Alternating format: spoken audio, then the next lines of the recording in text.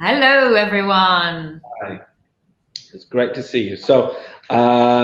It's my great pleasure on behalf of Macmillan Education to introduce Sarah to you all. She's an ELT consultant and teacher trainer based in Buenos Aires in Argentina, a young learner specialist, and Sarah has written lots of materials for us at Macmillan, and is also a tutor on the Teaching English in Pre-Primary Education online course with our teacher training partners at Nile. So Sarah is very much a part of the family here, and today she's going to share the secret ingredients that go into making a thriving, positive classroom. So Sarah, welcome, and over to you. Thank you. Thank you for that lovely introduction, Mike. I'm happy to be part of the family. So yes, I'm checking in from a very terribly stormy Buenos Aires.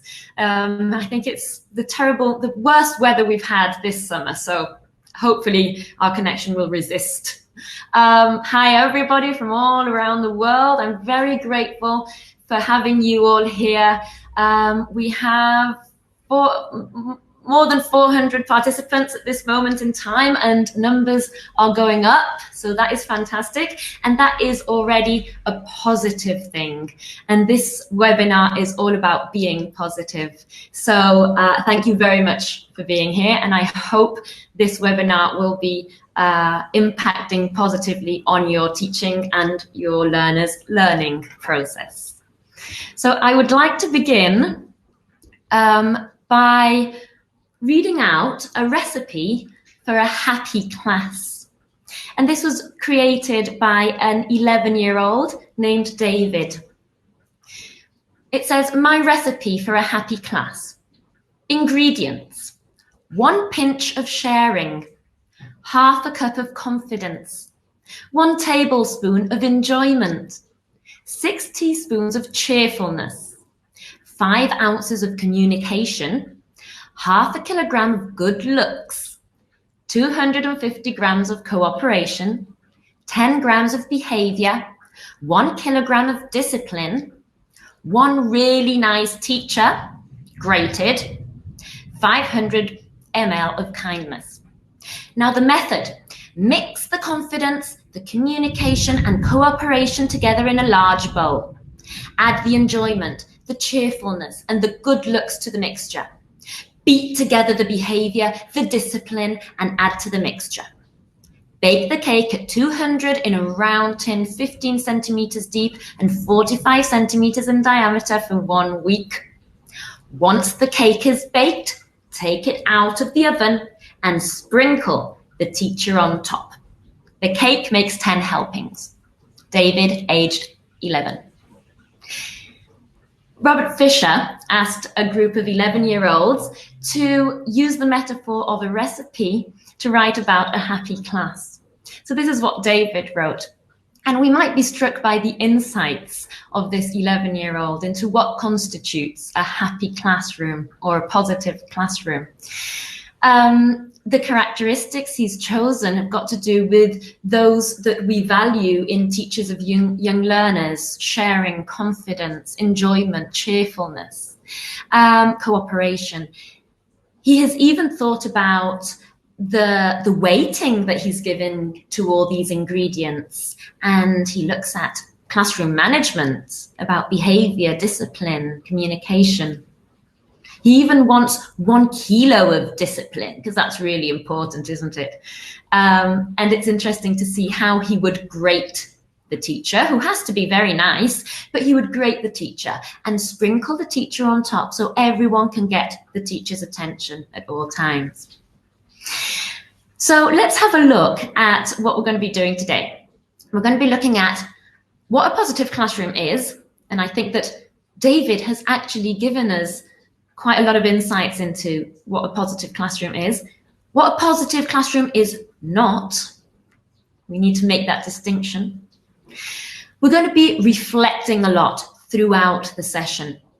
I think that reflection is the way in which we can see what we're doing and find a way to improve. So there's going to be a lot of reflection at each section of this webinar. So I hope you are open-minded to have a look at your practice and pinpoint where you would like to improve and find ways to do so. Why do we want a positive classroom? It sounds like quite a silly question, doesn't it? Who would say they don't want a positive classroom? I believe we all should want a positive classroom. But let's have a look at exactly why we do want to create that and why we need to make an effort to do that. It doesn't just come alone. It does take time. It does take persistence. We're going to look at 4 ingredients that go into a positive classroom. Within those 4 ingredients, we're going to look at lots of teacher tips, lots of practical ideas. This is the practical part of this webinar. And we're going to end up with our end reflection to start building our positive classroom or continue creating that positive classroom that you probably already have. So David has already told us what a positive classroom is, at least from the point of view of an 11-year-old. He has given us those lovely positive words. But what is not a positive classroom? So I'm not going to ask you what a positive classroom is because David has told us, but what is not a positive classroom? Could you write in the chat box what you believe a negative classroom is, a destructive classroom, a classroom that is not conducive to learning, characteristics, attitudes that you believe go into a classroom that is not positive? Bullying, boredom, chaos, disrespect, boring, threatening, aggression, stress, passive, demotivation, humiliation, distractions. Yes, good. So this is what we don't want, of course. So it's obvious why we would want a positive classroom, but of course we don't want a negative one. But there are so many threats out there, so many threats.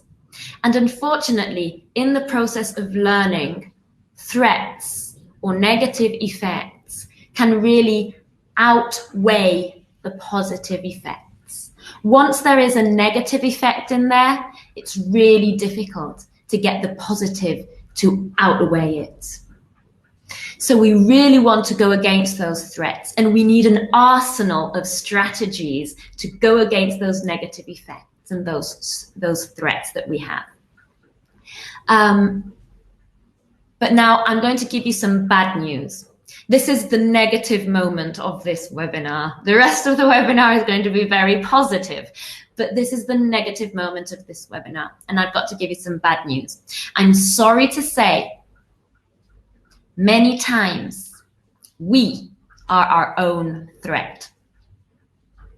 We want our children, our students, our learners to be respectful, yet we use language that is not respectful sometimes.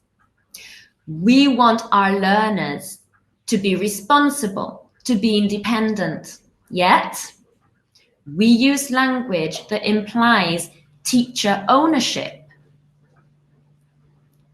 We want our students to behave very well because it's the right thing to do. But then we use language and our own attitudes that don't match that value. We want our learners to have good relationships, but then we humiliate when we get frustrated, or we use sarcasm when we get frustrated. So many times we are our own threat. Of course, there are threats that come from the outside. There are threats that we cannot control, things that happen at home, things that are happening to these learners that are not happening within the classroom boundaries. They come with that from the outside, but we still have to try and deal with all that. We are the ones in the classroom who have got the biggest control to try and see what's happening and try and outweigh those negative effects and bring in those positive effects. Sometimes stress can be very hurtful. And it may just come from one tiny negative comment from a peer, or it may be a test, and that creates a lot of stress. So we need to see how we can bring that stress down and try to bring out all that positive that we can. It's our responsibility to do that. Let's not be our own threat. Let's see what we can do. Now, when we look at positive classrooms, David calls it a happy classroom. But there are different ways of talking about this. It's a very broad construct, which is quite difficult to define sometimes. And sometimes we talk about a general feeling, a general atmosphere or vibe that is in our classroom. And that is either positive or negative, and it's just the feeling that we get. So many times it can become quite vague. What is actually positive classroom climate or community or environment or a culture or an atmosphere? It can become vague because it's just a feeling or a vibe that we get. So the main aim of this webinar is to give you the practical ideas. What can we do exactly to create this positive environment? Now, the words community and culture do make a little bit of a difference from the other words that we have on the screen. A positive classroom is felt by us or by our students, and it will be felt individually. Everyone will feel something different, hopefully all positive, but in different ways. But community or culture means that it's a collaborative feeling. And that's where we want to go. We want something that is collaborative because we want to all work towards this positive feeling. So it's not just the teacher doing it. It's not just one student doing it. We want to work collaboratively in this. We need connectedness for a positive classroom to work. Another word we can use for positive classroom is a BAM classroom.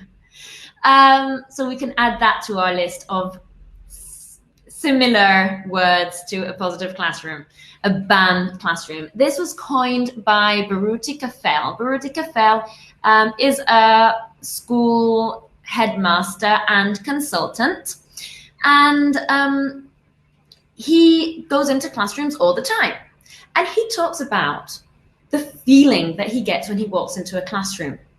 That is the most important thing. When he walks into a classroom, what does he feel? Are the students working collaboratively? Is there a feeling of well-being? Are they comfortable? Are they positive? That feeling that he gets when he walks into the classroom. So I would like to know if you think, imagine Baruti Kafel walks into your classroom, what would he think about that? What feeling would he get if he walked into your classroom? He wants a BAM classroom, that classroom that is positive, where everyone is motivated, that is magical. That is BAM, Vanessa. So if Baruti Kafel walks into your classroom, what would he feel? Would he feel it's a BAM classroom? Okay, it depends on the lesson. Okay.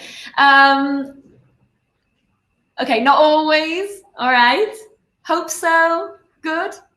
Yes, my classes are always BAM. We've got someone there, Amanda. Good. Sometimes. Okay.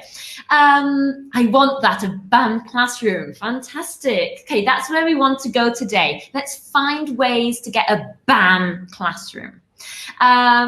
If you search for Baruti Kafel on YouTube, you will see some videos of him talking about what a BAM classroom is, and I'm sure he'll motivate you to have one. The idea would be to think about that. What is the feeling that someone gets when they walk into your classroom? It could be Baruti Kafel, but it could be a parent. It could be a colleague. It could be your head. What would they feel when they walk into the classroom? We want to know what an outsider would feel when they come into the classroom. What would they see? What would they hear? How would they feel? And that will probably also show us how our students feel. We can always ask them, of course, to know how they feel, but this is a way of reflecting. What do you think that outsiders see or hear or feel when they come into your classroom?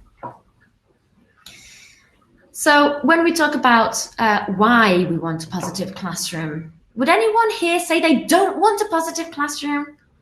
Probably not. I think we all do want a positive classroom, don't we? And we tend to say positive classrooms bring positive results. And I mean, it's quite obvious, really, isn't it? But in what terms do we get positive results? What are positive results? Well, everything we want to achieve in the classroom is a positive result. We could be talking about social and emotional development. If we achieve that, then we're getting positive results. And I'm sure a positive classroom does bring positive results in social and emotional development. We want our students to learn to be kind and respectful and take risks and be okay with challenges, and making mistakes is all right. That's all positive classroom, and that is all social and emotional. But of course, Christina says learning acquisition is enhanced because of all this, because children are more receptive to learning, because children are more ready to take risks. That is why learning acquisition is enhanced. Yes, we get positive results in terms of academic achievement as well. So it's an all-rounder. We gain from wherever you look at this, whatever you're looking at, whatever your aim is, you're going to earn something from that because you've got a positive classroom.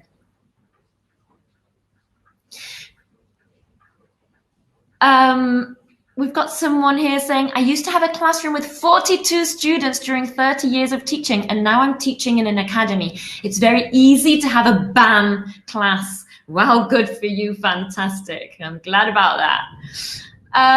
So let's have a look at the ingredients that go into a positive classroom.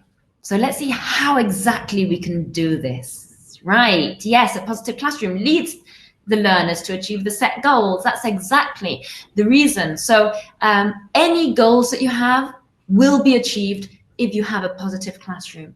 So getting a positive classroom is an investment. We need to start by achieving that positive classroom, and then everything else will result fine. But if we don't start with a positive classroom, then the rest might not come either. So we need to be looking at the positive classroom. That's the first thing we need to be looking at. So we've got these 4 ingredients. Would you like to see what these 4 ingredients are? Yes? Good. Okay. I'm basing this webinar on this framework, but you have lots of different frameworks out there that you could have a look at if you wanted to. I chose this one. This one has 4 ingredients, which involves physical environment, time and instructional management, behavior management, and teacher effectiveness. When all these work together and all these 4 ingredients are positive, we will achieve those positive results that we're expecting, hopefully. Let's have a look at how we do this. And many of the examples I'm going to be using today have been taken from the series Share It, which is a series by Macmillan Education. And I thought it was a great idea to use this, this course because sharing is already a positive trait. So we're already starting with something positive. If you look at the Share It song, you will notice it is also positive. We want to be fair and show we care. All together, we're going to make friends. We're sharing the world. We all belong, which is a very important word for a positive classroom, belonging. We share our voices. Voices and choices are very important. And sing this song. So this course really reflects a positive classroom. So I'm going to be using some examples from here. Others are other examples that I've just been thinking about and thought were very useful. So let's start with number 1, a positive physical environment. When I think of physical environments, the first thing that comes to mind is the Reggio Emilia approach. If you are familiar with the Reggio Emilia approach, you will know it's a philosophy that is Italian. I don't know if we've got any Italians here today. And what stands out in this framework is the physical environment. The Italians in this, that consider this philosophy, are fantastic in creating amazing physical environments. It's the Reggio Emilia philosophy. So this comes from the Reggio Emilia philosophy. We value space to create a handsome environment and its potential to inspire social, affective, and cognitive learning. The space is an aquarium that mirrors the ideas and values of the people who live in it. The space, the physical environment, mirrors the ideas and the values of the people who live in it. And sometimes we don't think of it like that. Sometimes we're not thinking about the physical environment in that way. Imagine a child who lives in a home that is always disorganized, untidy, messy. What value are those parents teaching to that child? They're teaching that child that it is not important to be tidy and clean and neat. And the same thing happens in the classroom. Look at these pictures. What do these pictures tell you about the values of the teacher, about what the teacher expects from her or his learners? Look at picture number 1. The first one with the chairs that are stacked up in the middle. What does this environment tell you about the teacher's attitude?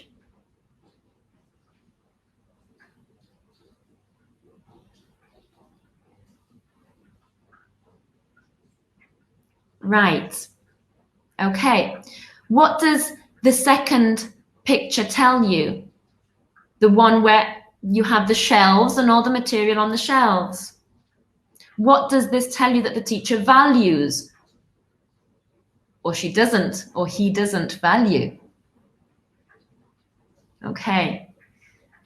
So if we have this environment, what are we teaching the children who are in this environment? What values are we teaching them? What beliefs are we expressing? What are we communicating through this?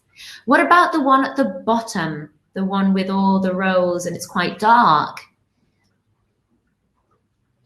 What do you think the teacher is showing through this? It's gloomy, it's sad, it's boring, it's cold. Okay, they're individuals. Okay, I'm going to grab that. I like that. They're individuals. And this is something quite interesting to look at. And sometimes we don't think about these things. But when you have your classroom organized in a way in which children come into the classroom and they go and sit at their little desk on their own, what you are expressing is that you value individual work more than collaboration. Now, I'm not saying you don't have to do this, but maybe we can change that seating arrangement at different times. Yes, there's no windows as well. I hadn't noticed that. But we can change the seating arrangement at times so that we have students sitting individually for certain tasks. But we don't want to show that that's the only way of working. We don't want to show that we value individualized instruction and that is how you learn, because that is not necessarily how you learn. You learn as social beings in collaboration, in cooperation. So we need to see what our environments are expressing. Do they clash with our belief system, with our values and the way we want to teach? or do they go hand in hand? Do they accompany? When we have seats like this and rows, we're also showing that it's okay to have someone in front of you who might be talking and you can see their back. And it's not important to look at people in the eyes when they're talking. It's okay to just, you know, go ahead and have a talk and you've got someone behind you and you don't need to turn around and look at them or anything. Maybe the person who's speaking isn't even saying anything very interesting anyway. That's what we're showing.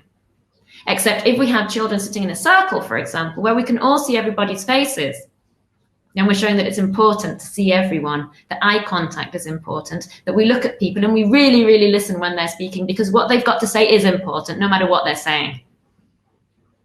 Okay. What about this picture? What does this picture express from a teacher? I just took any picture. Okay, it could be anything you like, but okay, this shows collaboration. It's bright. Everybody can see each other. Group work. It's fun. It's attractive. Okay, much better. Someone says, okay, fantastic. Equality, friendly, order, collaborative. All right. So it makes a big difference. It really does. What would be your favorite holiday? Picture number 1. Your favorite beach destination. Would it be picture number 1 or would it be picture number 2? Where would you go back? That's the same in the classroom. It's exactly the same example. Would you go back to that dark classroom in rows, or would you go back to that bright classroom where you can work collaboratively? It's exactly the same. Where would you go back to? So a positive physical environment really needs to be orderly and attractive. If we don't have order in our classroom, we can't expect order from our students. The seating arrangement is really important. Yes, Sonia says number 1, to pick up the rubbish. Yes, good. That's a nice way of thinking of it. That's a positive way of thinking of it. Seating arrangement is really important because it depends how you set this up, how students will feel, what type of activities they know that they're going to be doing or not, how they're going to be working, what is expected of them and what is valued. Is it valued to be working collaboratively or is it not? Is it valued to be looking at people when they're speaking or is it not? And remember that walls talk. Sometimes we just think of it as have the walls just to look nice, you know, colourful and attractive. But it's not only that, it's also ownership. It's also belonging. If students can choose their work to put up onto the walls, that is ownership and that is belonging. And they're walking into a place that is theirs and it's not just created by someone else.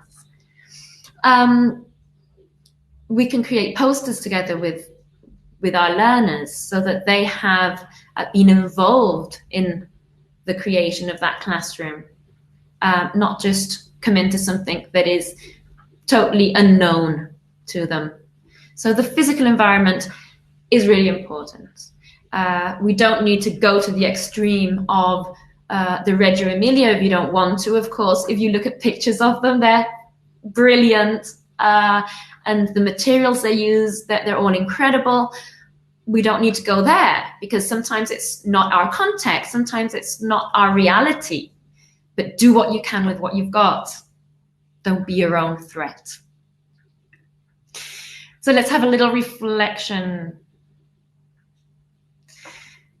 What is your belief system? That's the first thing you need to think about. Although it doesn't sound like it's got to do with your physical environment, we need to think of what our belief system is first. What do we value? What do we want to communicate? We're giving a message through our physical environment. Does our physical environment reflect this, or does it clash with this idea? What does this environment teach those who are in it? Our physical environment teaches. It's teaching something. Perhaps it's not academic necessarily, but it is a place of belonging, a place of achievements, a place of ownership. So it's teaching something. Be tidy. It's not necessary to be tidy. Do we look at people when they're talking, or don't we look at people when they're talking? They're teaching all that. And the last question that I would like you to reflect on is, when you think of your classroom, would you want to come back to it? The same as the beach. Would you like to come back to it or not? So I'll leave those are food for thought for you. You need to make your walls talk. Fantastic. Well, that's a good reflection and a good thing to pinpoint so that you can work on that. Wonderful. So let's look at number 2. Number 2, positive time and instructional management. First things first, let's look at routines. What routines do you use in your classroom? Could you just write a few routines?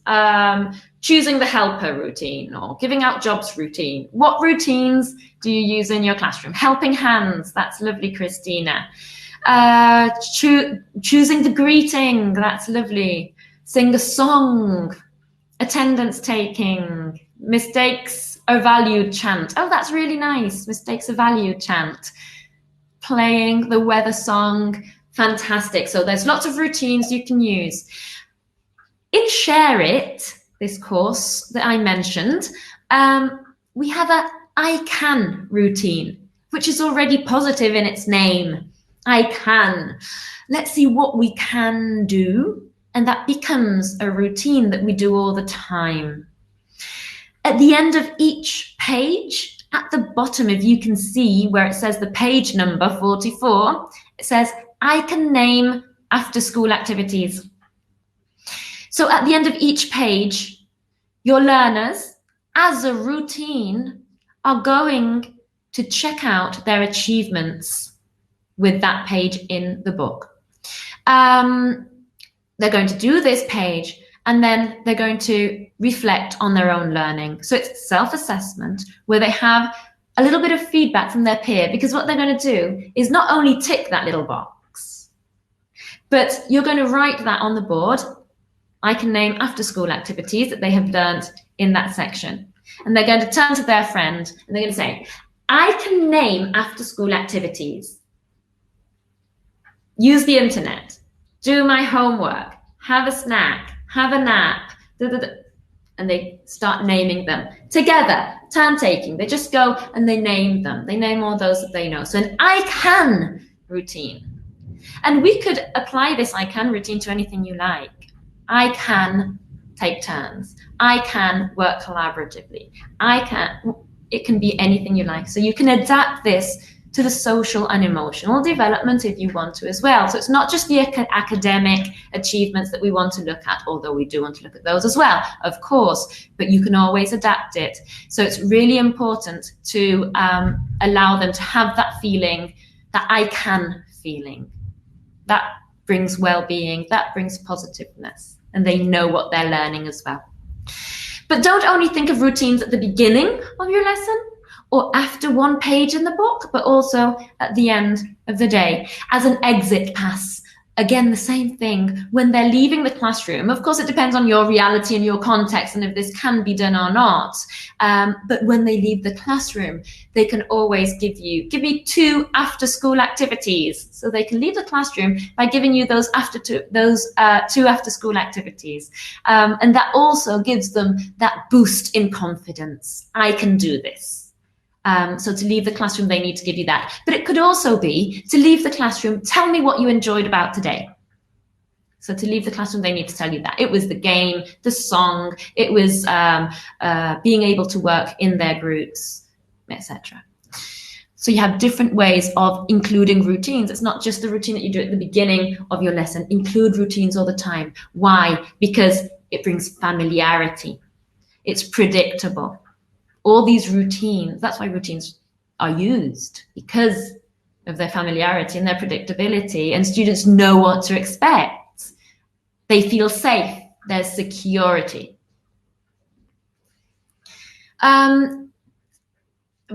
Related to routines, we have safe procedures as well. We want them to be safe. So anything you do that is not exactly a routine, but you do repeat often, like read to self procedure.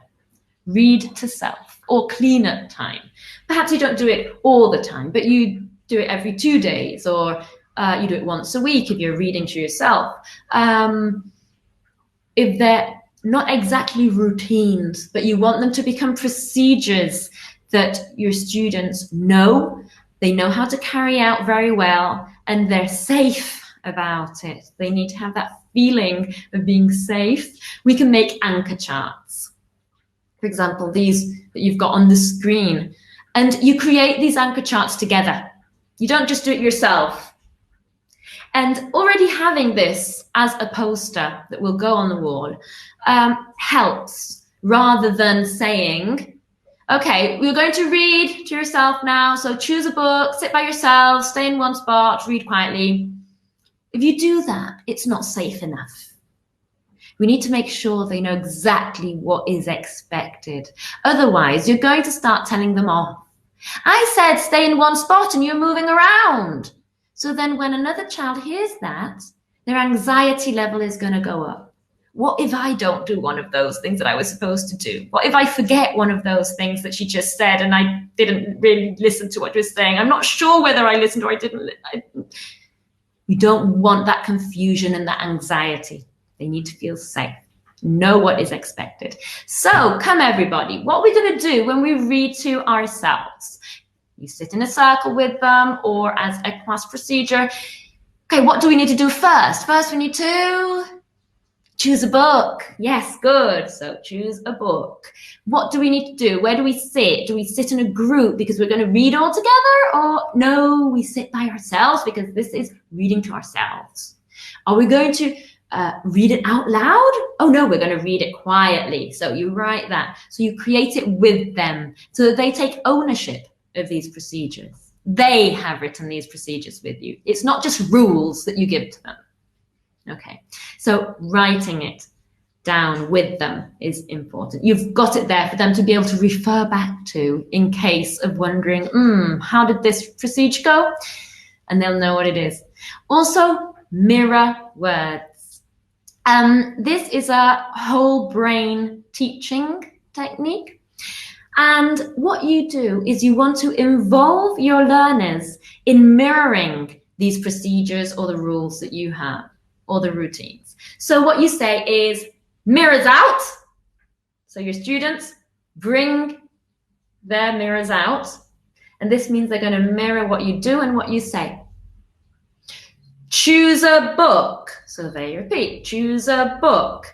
Sit by yourself. They repeat, sit by yourself. Stay in one spot. Stay in one spot. Read quietly.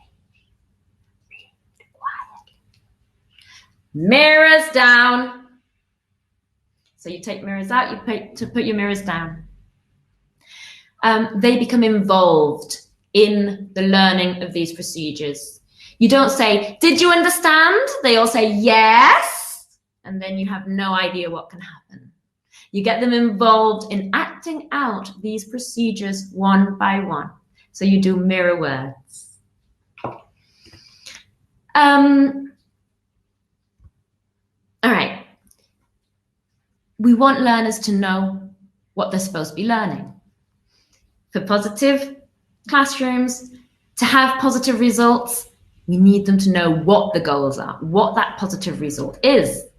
So we can ask them also with procedures or with goals to turn and talk. That means talk to your partner. So I will say to you, for example, all right, today we're going to learn about positive time and instructional management. We're going to look at routines, safe procedures, and achievement goals. And then I'll say, teach, or teach, or teach. Do it whatever way you want. And your learners will respond by saying, okay, or okay, or okay.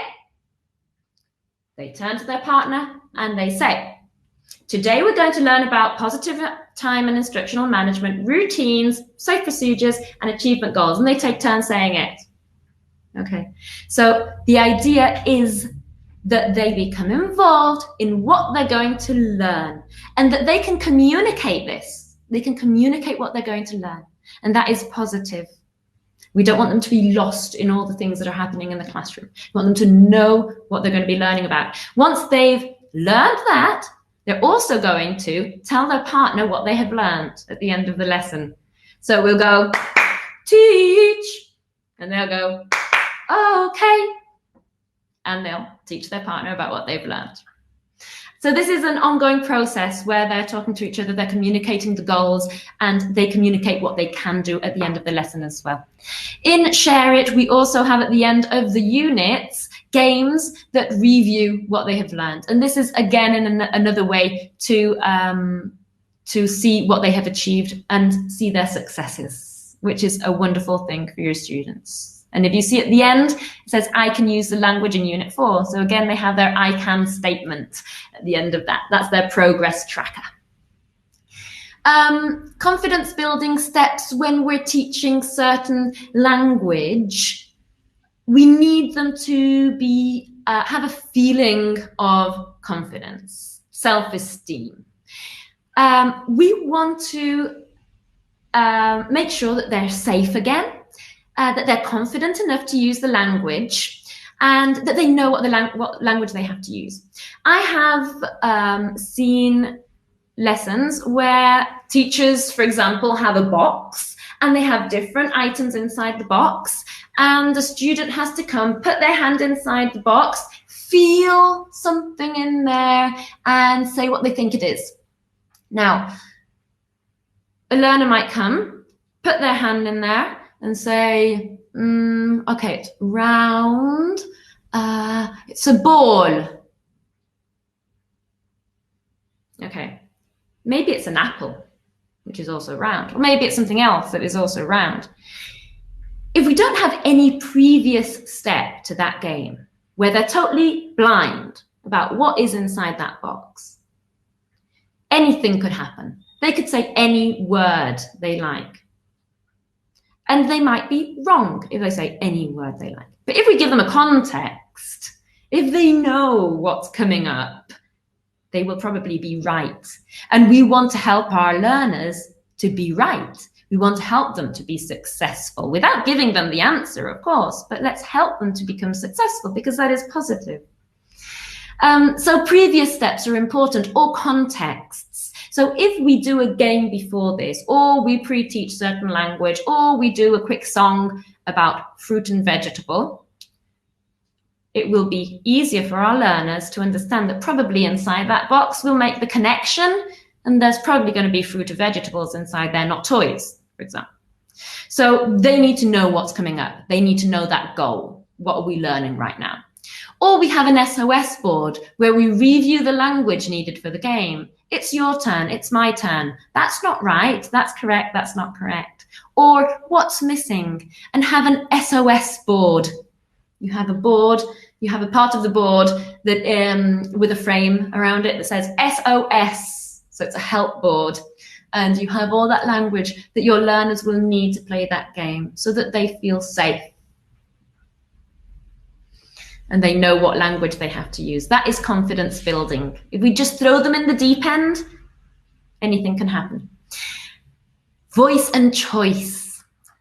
Allow your learners, when possible, to think of what they would like to learn, projects, make it relevant for them, make it meaningful, where they want to learn. In the classroom, sitting at desks, on the floor. There was a study that was done in Sweden, and they did this study with children from 6 years of age to 16, and it turns out none of them wanted to, or very few wanted to work at tables, sitting on their chair with their books. Most of them wanted to sit on the floor and put their backs against a wall. That's how they wanted to learn, sitting on the floor with their backs against a wall. So if it's possible, why not let them choose where, if it's possible, of course. Who are they going to work with? Maybe give them jobs or roles. So you have a facilitator, you have a time manager who's looking at the time, seeing if they're on time. And I really like this idea of choice boards. I have to thank Vicky Saumel, Some of you might know her. She's a teacher trainer in Argentina. And Vicky Saumel talked about this idea of choice boards. This is a vocabulary choice board. So your learners will decide how they want to learn. Will they sort their vocabulary words into 3 categories? The more creative the categories, the better. Words can be sorted by meaning, letters, vowels, syllables, etc. That's in the middle. Or will they make a comic strip using 10 of the words? Or will they draw a picture to show the meaning of at least 10 vocabulary words?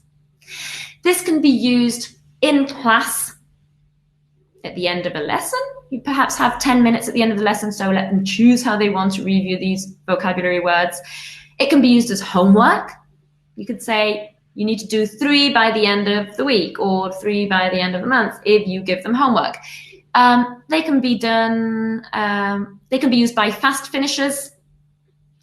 They can be used for vocabulary, for grammar, for STEAM activities, art, whatever you like, not only vocabulary. And you can also create tic-tac-toe choice boards, or noughts and crosses choice boards. So that means that they have to do 3 in a row. So they have to choose 3 that they like, but they're in a row, either horizontally, vertically, or diagonally. So this is quite a nice idea for choice. And choice brings empowerment. It's different for them to be told, do this, than to be asked, which of these would you like to do? They're still doing it. They're still being involved with the language. They're still learning it, but it's a different approach to asking them to do something. And what about ending a lesson? We usually think about beginning a lesson on a high note and routines and getting them going and warm-ups. But what happens at the end of the lesson? End your lesson on a high note. We want them to want to come back. In pre-primary, with the very, very younger ones, we usually dance with ribbons or something like that so that they enjoy the end of the lesson and they want to come back the next day. With children in primary school, we can use technology, which is something that is relevant for them, like a Kahoot wrap-up quiz. If you're not familiar with Kahoot, you go into the website and you'll see you can create quizzes with Kahoot. You can have a snowball fight where your learners will write a question or something about the day or a challenge, say 5 after-school activities. So they crunch it up in a little ball and they throw it. They have a snowball fight. After 30 seconds, you say, stop. They've got to get one of those, open it up and tell their partner 5 after-school activities, whatever they have there. So they throw them again, get another piece of paper until the bell rings and it's time to go home. Cliffhanger. Give them something to think about so that they want to come back the next day. Hold back the answer to an important question and say, okay, I'm going to tell you tomorrow. You can always listen to a song, teach them one section of a song and say, you're not giving them the title. I'm giving you the title tomorrow. If you can find out the title of this song by tomorrow, something, whatever, celebrate in whatever way you like. We'll talk about celebrations and rewards later. Or give them a riddle. I'm going to give you a riddle for a positive classroom. Why does the teacher wear sunglasses when she or he comes to class? This is the riddle again. Why does the teacher wear sunglasses when she or he comes to class? All right, don't tell me any answers. You're going to hear the answer and you can come with your own answer to our next webinar, which is in 4 hours. No, I'm joking. But that's what you would do in the classroom. You would say the answer we will talk about tomorrow. So you can go home thinking about this and they will come in willing to give you the answer to that riddle. Okay, because his or her students are so bright. Yes, Isabel.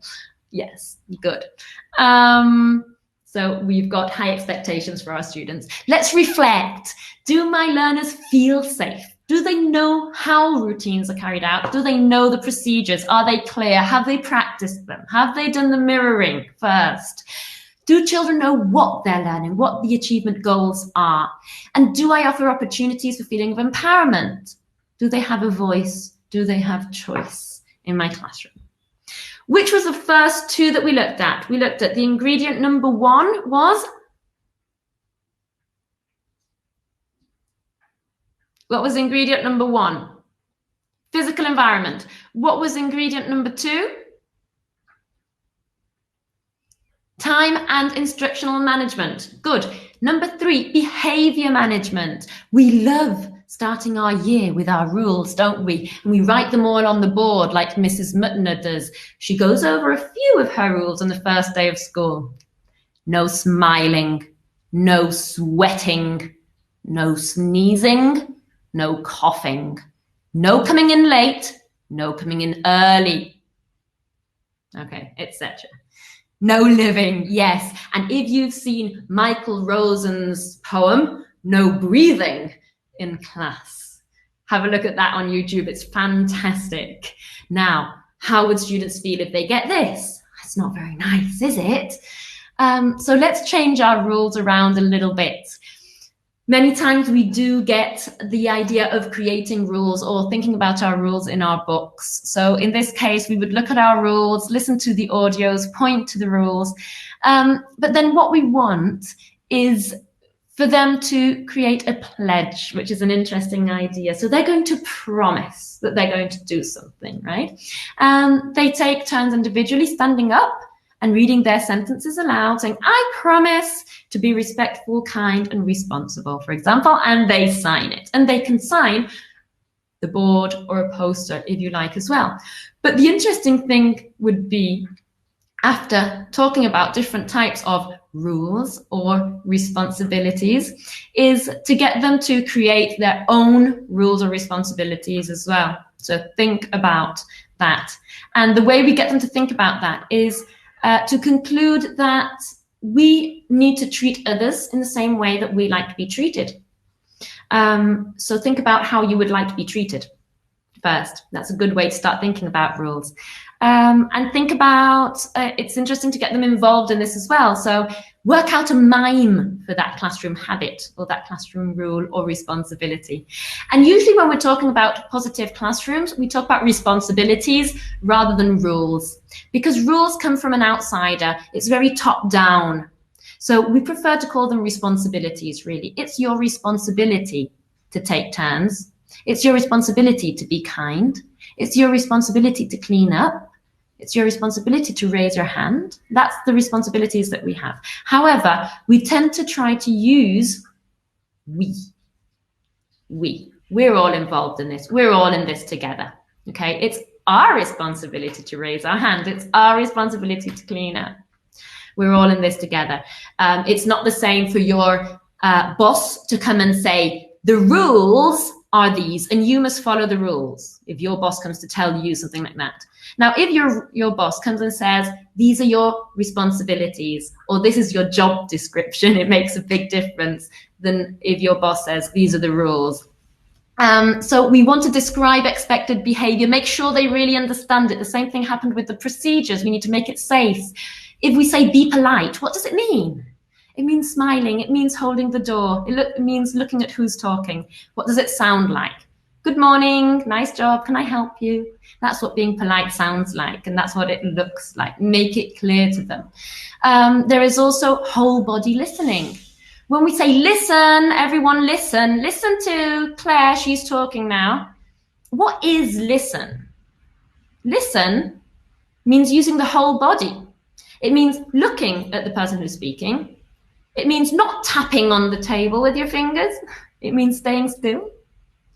It means thinking, using your brain to think about what the person's saying. That is thinking. Using your ears to listen, but also closing your mouth so that you're not interrupting. That's whole body listening. You use your whole body to listen, not just your ears. We build a sense of community by creating rules together. And there, we can always have recognition items and activities. Now, be careful with recognition items. That means stickers and stamps and little, rewards, stars and happy faces and things like that. If we use them too much, then learners tend to be good or follow that responsibility for the sake of getting that reward rather than because it is the correct thing to do. So what we want to do, if we do give out stars or stamps, we always want to ask, how did that make you feel when you did that action? Okay, it's the action, it's the feeling of well-being that we want to make explicit, not necessarily the sticker or the star. And catch them being good. Catch them being good, CVG.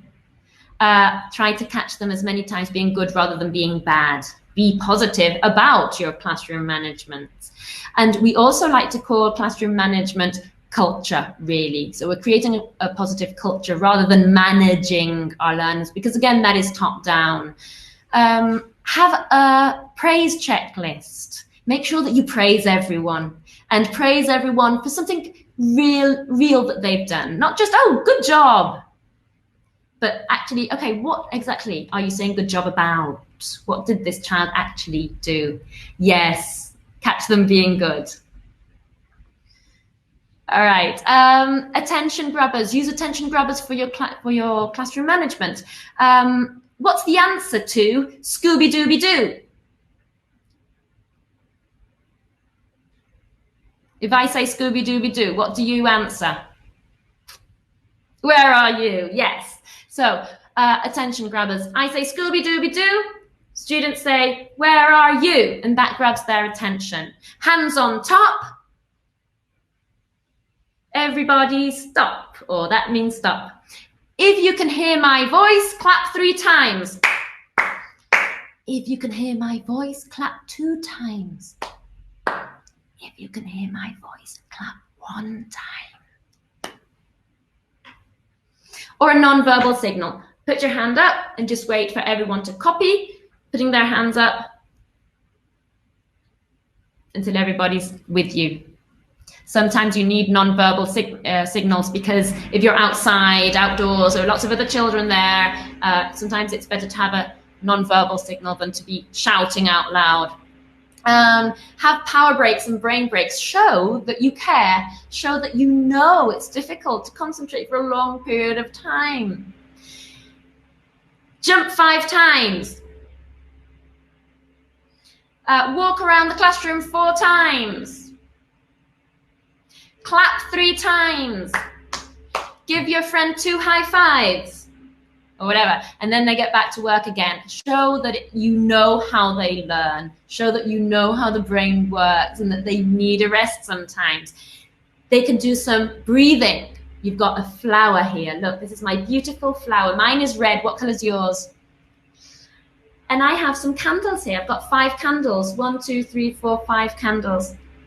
I'm going to smell my flower and blow out the candles.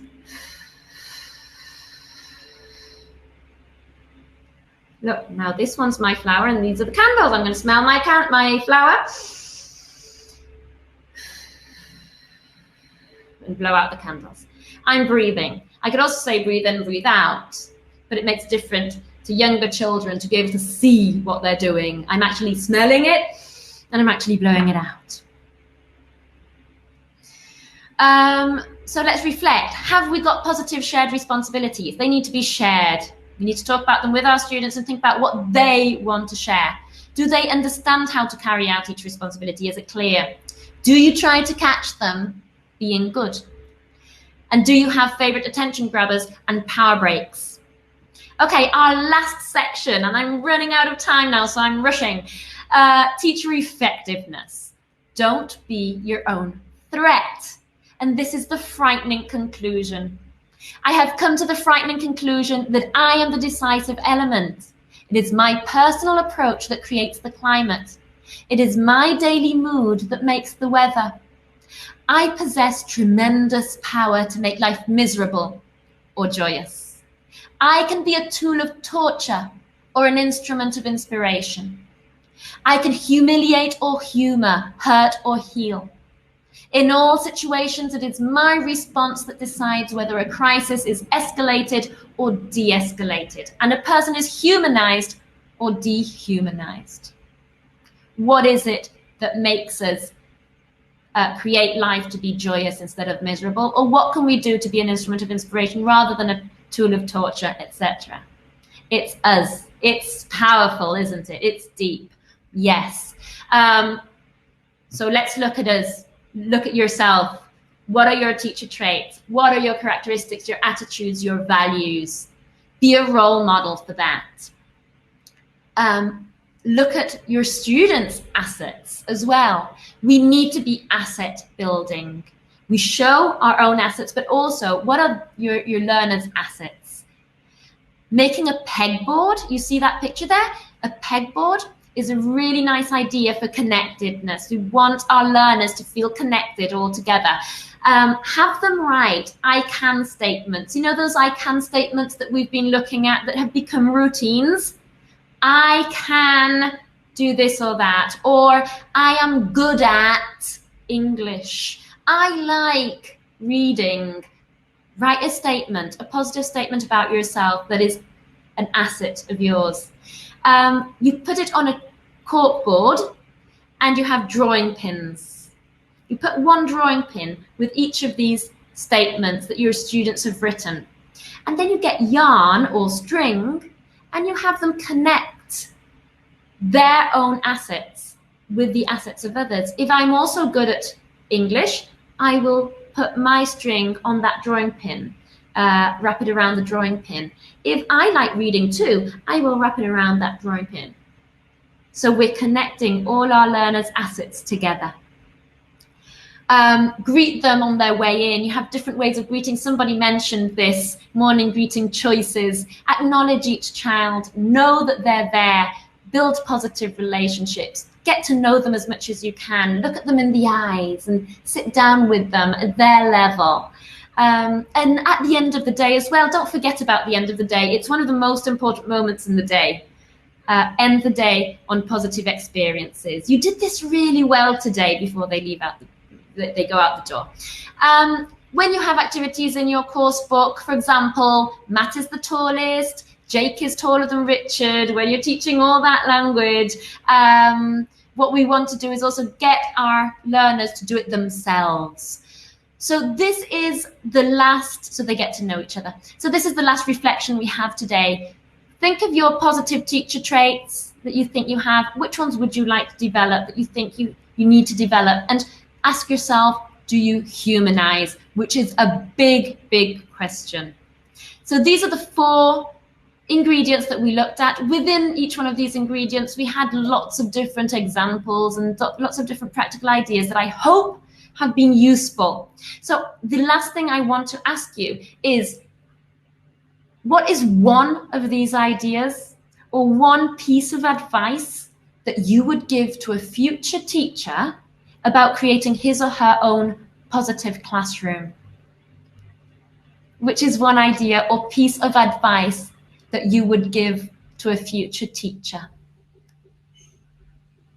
Be yourself, lovely, smile, be patient, build rapport with your students, empathy, be positive, create a positive environment, humanize, be nice, be kind, calm, cooperative, lovely. Okay, lovely, lovely ideas. And the last piece of advice I would give to you is to think of these positive environments, reflect on your positive environment. It takes time to build it. And don't worry if you have not started building it yet. It's never too late to start. And think of it as an investment. Don't rush things. Don't hurry to get to your test, to teach to the test. Make sure that you're working on your positive environment, because it is an investment that you really, really want to make. I hope this has been useful and positive for your teaching. Do your learners want to come back? Is a big question that you want to ask yourselves after every lesson. Thank you very much for your attention. Thank you for your participation. You've been lovely. I'm sorry I've been taking a bit longer than I thought I was going to take, but I just wanted to give you lots of ideas. So I hope these have been useful. Thank you. Thank you very much.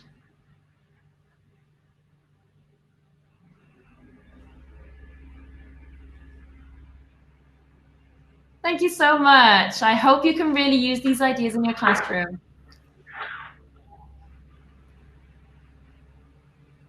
Thank you. So, Sarah, can you hear me? Yes, Mike. Hello. Yeah. Hi. So, Sarah, thanks a million for the great session. We have hundreds of teachers here from all around the world, all leaving this session feeling very positive. So, with an extra smile on their faces as they go back into their classrooms. So a big thank you to you, Sarah, and I'd like to say a big thank you to Federica, who works here, who does all of the hard work behind the webinars, and is a shining example of how being positive can bring positive results. And a big thank you, and I'm sure you'll join me, Sarah, as well, in thanking all of the teachers who've joined us. We understand how busy you are, and we know, just looking at where you're from, that some of you are probably watching this before you've even had your breakfast. Some of you are watching it in the middle of the night, and we really appreciate that every time we offer a webinar, you join us in such great numbers. And we can tell from the chat box as well that you really pay attention during the session. So not just great teachers, but great students as well. So big thank you.